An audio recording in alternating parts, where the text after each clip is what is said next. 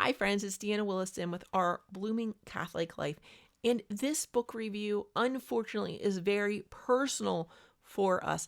A lot of you who've been following this channel for a while know my little dog, Rusty. He's been in videos. You've heard him. You've seen him. You love him. Rusty's taking a nap in another room right now, and he probably doesn't really want to talk about this right now, but he is going blind. Now, he has not the exact condition that this dog has, I believe. But there was one day when my husband was grilling and coming and going from the door, and the dog was just running around the house crying, looking for him. And that was a clue that something was seriously going wrong. And we started to watch him and see what he was doing. And we realized, like, when somebody throws a ball, he wasn't really watching where we were throwing the ball.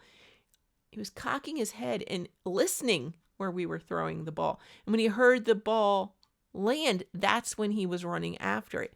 Or he was just watching the motion of our arm. He wasn't watching the ball itself. And that became evident. On his collar, he wears a GPS tracker, an activity monitor. Well, one day we noticed that it has a little light on it, and we'd never used it, but we thought, oh, you know what, we'll turn that on while he is out on his nightly run. And what happened was, you should have seen him take off. It was a dog that normally stayed close to the house at night, and suddenly he was running around. You could see his confidence level go, and you're like, can he not see well at night? And then you start racing. Your mind starts going through it and going, can he see? Can he see well at all? And suddenly, some of the weird little behaviors that had crept in that he never used to do are starting to make sense. One of the big things in this book is a dog that is blind can be very fearful about not being fed.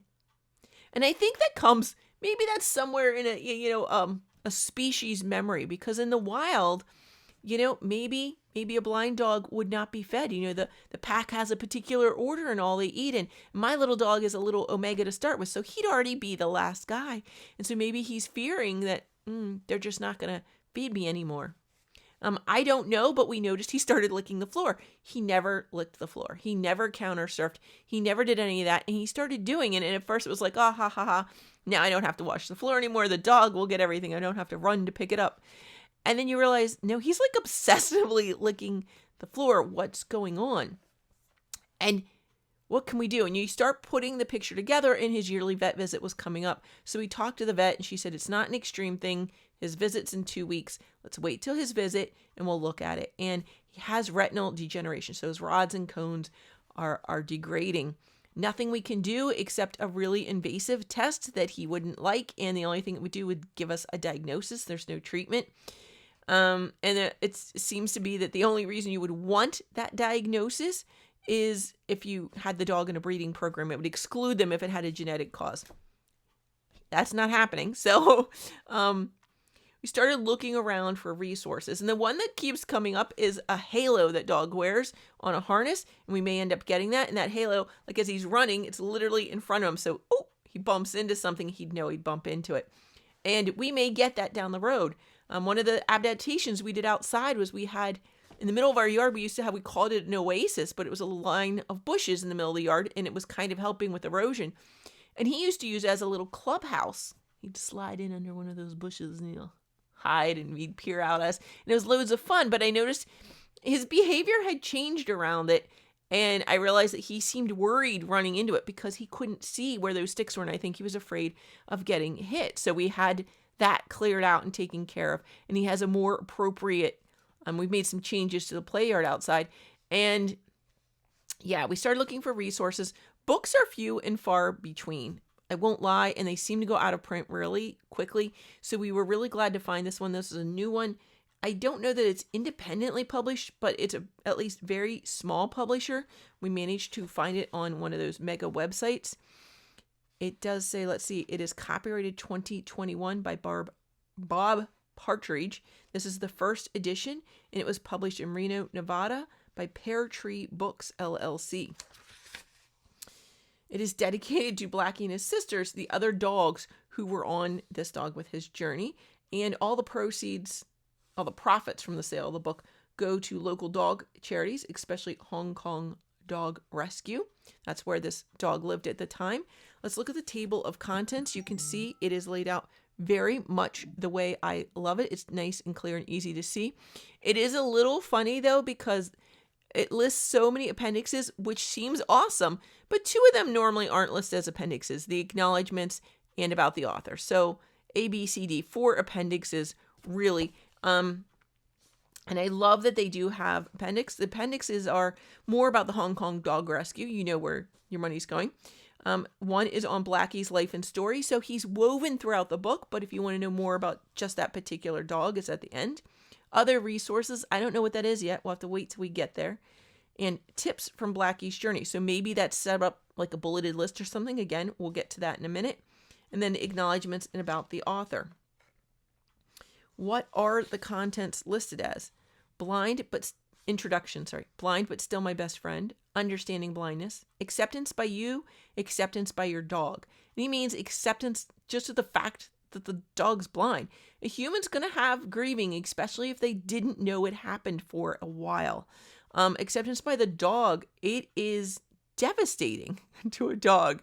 And you don't have the ability to explain to them that you're still going to love them and take care of them. You don't have that ability. So there's trouble there. The magical 8 modifiers.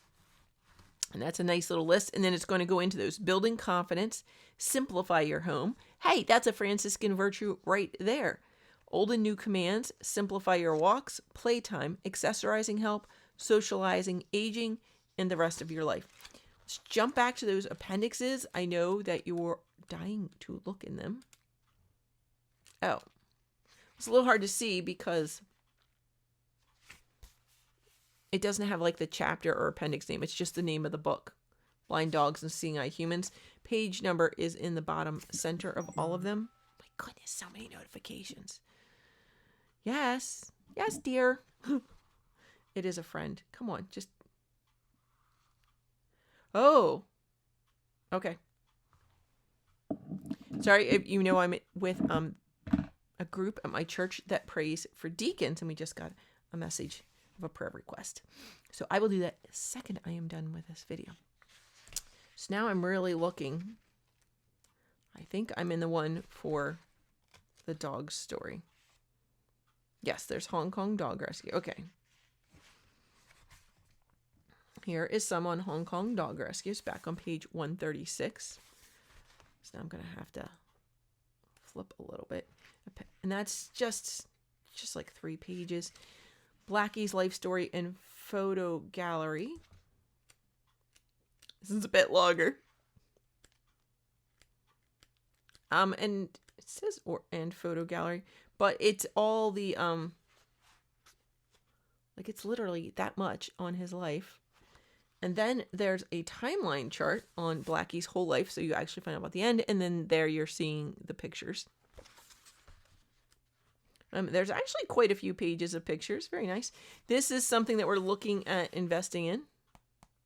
So these things, these very practical helps are mentioned in the book. And not so practical helps. There is some silliness. There's quite a few pictures in here. Appendix C is other resources. That's really just 1 page front and back. It's 2 facing pages. They aren't terribly helpful. One says the internet. Relentless research by Googling every possible question. Well, that's not the most helpful. Books, it does give you some books. My Blind Dog Still Wags His Tail by J.D. Wilcock. My Dog is Blind but Still Leaves Life to the Full by Nicole Horsky. Walking in Trust, Lessons I Learned with My Blind Dog by Gail M. Irwin, who also has many other great dog stories. This is to talk to friends and fellow dog lovers, talk to your vet, go see a veterinary ophthalmologist. And then there are tips. The tips are broken down into a chart. So you have tips and a synopsis. So the first one is the slightest sound, and it tells you what page number to go to. And talks about opening your eyes. So this is learning how to use your superpower of observation, even for simple tasks that your blind dog has done for many years, such as the sounds he may hear while performing those tasks. Another tip is like ding, ding, ding from page 57, the use of a bell. Hanging a bell on your blind dog's collar is a good way to know when he is on the move. So just, it takes you through things they've already discussed in the book, but it's just a really short bit. Like, why did they mention lemon drops? I can't remember. It's okay. It's here. There's a little synopsis and the page number where you can go look it up. So I guess it's like, instead of an index, it's their best tips and where to find them. Acknowledgements is just a few pages.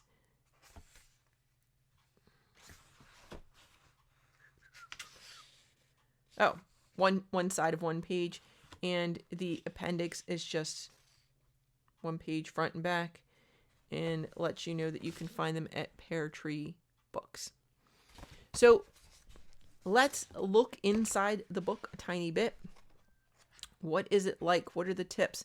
I'm going to tell you, I've found it very useful so far. I've been implementing a number of the tips and accommodating Rusty even more.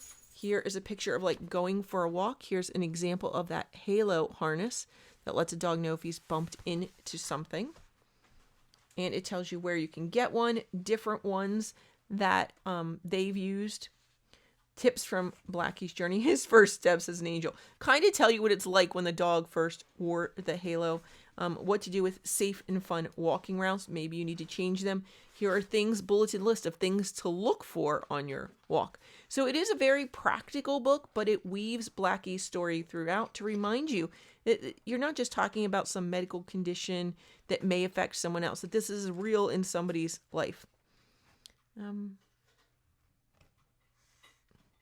Like even here, we've got like tips from Blackie's journey, the water bowl location. I've already shared the water bowl example, but it's worthy of drawing upon again. By watching your dog in their daily actions and wondering what he hears and smells that causes changes in those actions, you can identify things that need to be modified. While helping him to modify his actions, the importance of rewards and praise can't be taken lightly. However, it's important not just to give him treats, as these also serve his basic need to eat, which is associated with his less important sense of taste. The praise, "That's a good boy," said with gusto, has the combined effect of touching his primary sense of hearing and creating that enthusiasm that, as Houdini said, is so contagious. So it's just really practical, and it says some challenges that they've run into in implementing them, as well as how Blackie, this particular dog, reacted. I'm finding it super duper useful. At times I'm like quit telling me about the dog story and give me the list of things I need to go do, because I really want a kind of a checklist. I want to start implementing them for my dog. But in the story are hints of this is how it worked. Keep an eye out for this. Like, you're going to want to read the whole book, friends. Okay, I will see you soon. Let's go ahead. In nomine Patris et Filii et Spiritus Sancti. Amen. Benedicat tibi Dominus et custodia te ostendat Dominus faciam suum tibi et miseretur tui. Convertat Dominus multum suum ad te et Dominus bonus det tibi pacem. Amen. In nomine Patris et Filii et Spiritus Sancti. Amen.